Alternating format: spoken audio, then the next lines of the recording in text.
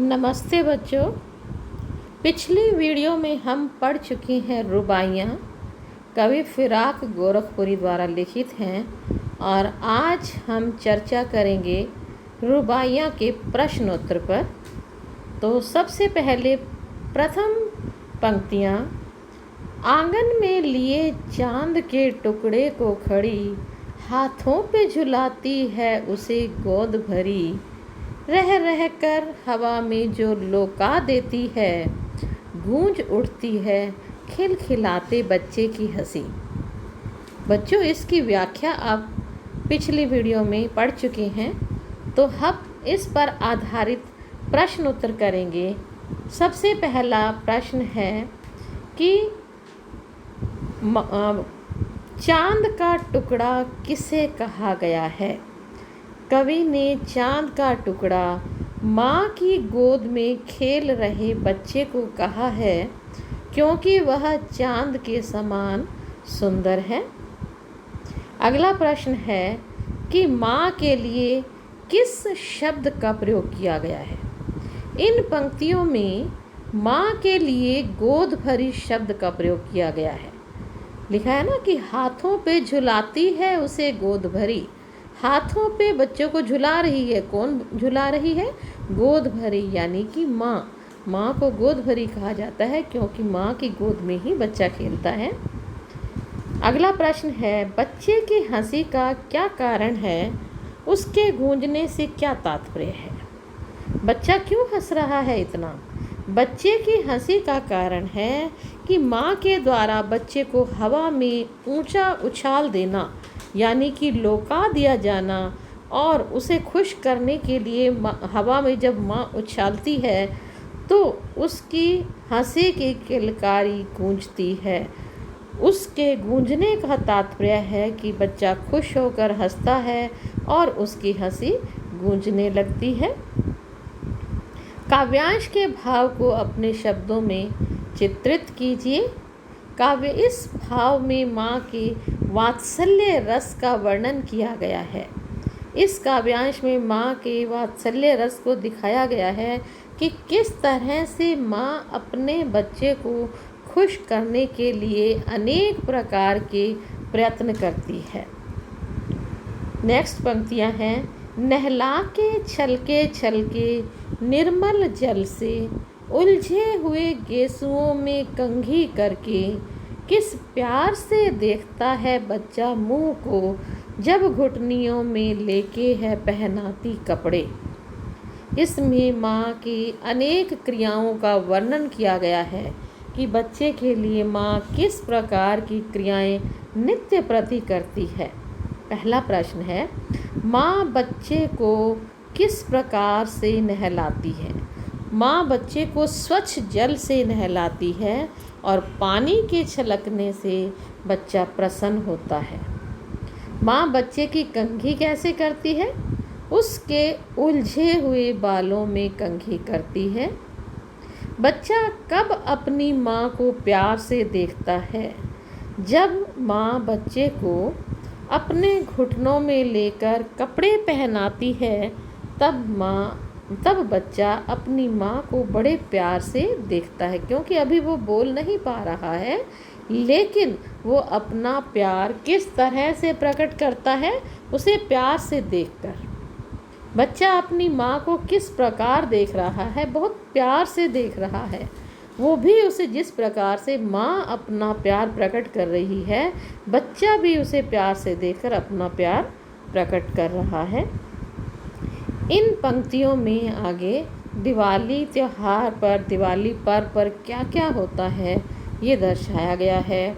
दिवाली की शाम पर पुते और सजे चीनी के खिलौने जगमगाते लावे, वो रूपमती मुखड़े पे एक नरम दमक बच्चे के घरौंदे में जलाती है दिए। पहला प्रश्न है, दिवाली पर लोग क्या करते हैं? दिवाली के अवसर पर लोग अपने घरों में रंग रोगन करवाते हैं तथा उसे सजाते हैं। इस अवसर पर माँ बच्चे के लिए क्या लाती है? इस अवसर पर माँ बच्चे के लिए चीनी के बने हुए खिलौने लाती है। जिस प्रकार से बच्चे के खेलने के लिए मिट्टी के खिलौने बने होते हैं, उसी प्रकार दिवाली के अवसर पर उन्हीं की तर्ज पर चीनी के मीठे खिलौने बनाए जाते हैं, जिसे बच्चा खाकर खुश होता है। माँ के चेहरे पर कैसा भाव आता है? जब माँ बच्चे के घर में दिया जलाती है तो उसके सुंदर मुख पर दमक होती है। दमक अर्थात चमक, एक आभा होती है। जब वो अपने घर में रोशनी करती है तो बच्चे के उस मिट्टी के घरौंदे में रोशनी करती है और उसको करके उसे खुशी मिलती है, जिस वजह से माँ के चेहरे पर एक आभा होती है। ये कुछ अलग सी भाषा में लिखा हुआ आ गया है। ये प्रश्न है कि माँ बच्चे के छोटे घर में क्या करती है और ऐसा इससे क्या होता है। माँ बच्चे के छोटे से घर में दिया जलाती है और इस कार्य के करने से बच्चा अत्यंत प्रसन्न होता है, क्योंकि जब वो घर पर रोशनी, पूरे घर में जगमगाते हुए घर को रोशनी में नहाया हुआ देखता है तो उसे लगता है कि मेरा मिट्टी का घरौंदा भी रोशन होना चाहिए, जगमग होना चाहिए। आंगन में ठुनक रहा है जिदियाया है, बालक तो है चांद पे ललचाया है। दर्पण उसे दे के कह रही है माँ, देख आईने में चांद उतर आया है। इस पर आधारित प्रश्न है कि कौन दुनक रहा है और जिदियाया है। बच्चा दुनक रहा है और जिदियाया हुआ। जिदियाया का मतलब होता है कि हट करना। किसी भी चीज़ के लिए बच्चे हट कर लेते हैं और फिर उस चीज़ को वो पाकर ही रहते हैं। नेक्स्ट प्रश्न है, बाल मनोविज्ञान के किस पक्ष का वर्णन हुआ है? बाल मनोविज्ञान के सहज, इसमें शायर ने बाल मनोविज्ञान का सहज चित्रण किया है। सहज अर्थात स्वाभाविक चित्रण किया है, स्वाभाविक पक्ष का चित्रण हुआ है, क्योंकि एक ये स्वभाव है, एक प्रकृति है कि एक छोटा बच्चा यदि किसी चीज़ के लिए जिद कर लेता है तो वो उसे फिर पाकर ही रहता है। बच्चा किसको देखकर ललचाया है? आकाश में चमकते हुए चांद को देखकर ललचाया है, क्योंकि वो उसे चांद नहीं, उसे एक खिलौना दिख रहा है। माँ अपने बच्चे को किस तरह से मनाती है?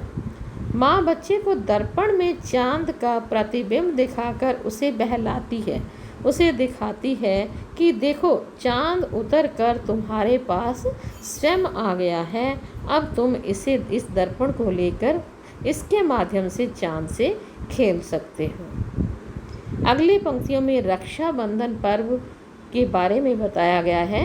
रक्षाबंधन की सुबह रस की पुतली छाई है घटा गगन की हल्की हल्की, बिजली की तरह चमक रहे हैं लच्छे, भाई की है बांधती चमकती राखी। रस की पुतली कौन है और इसे ये संज्ञा क्यों दी गई है? रस की पुतली राखी बांधने वाली बहन को कहा गया है और उसे यह संज्ञा इसलिए दी गई है क्योंकि उसके मन में अपने भाई के प्रति अत्यधिक स्नेह है। राखी के दिन कैसा मौसम है? राखी के दिन आकाश में हल्के हल्के काले बादल छाए हुए हैं तथा बिजली चमक रही है, क्योंकि राखी का त्यौहार सावन के महीने में आता है और ऐसे मौसम में अक्सर आकाश में काले काले बादल छाए रहते हैं।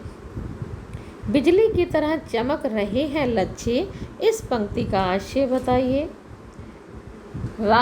इसका अर्थ यह है कि राखी में जो चमकदार लच्छे हैं वे बिजली की तरह चमक रहे हैं, अर्थात उसमें से जो चमक निकल रही है उसकी तुलना किसके साथ की गई है?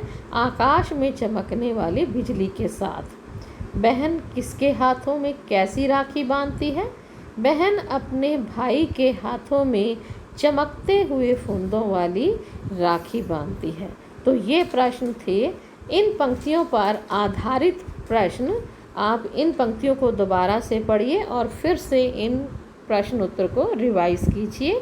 धन्यवाद।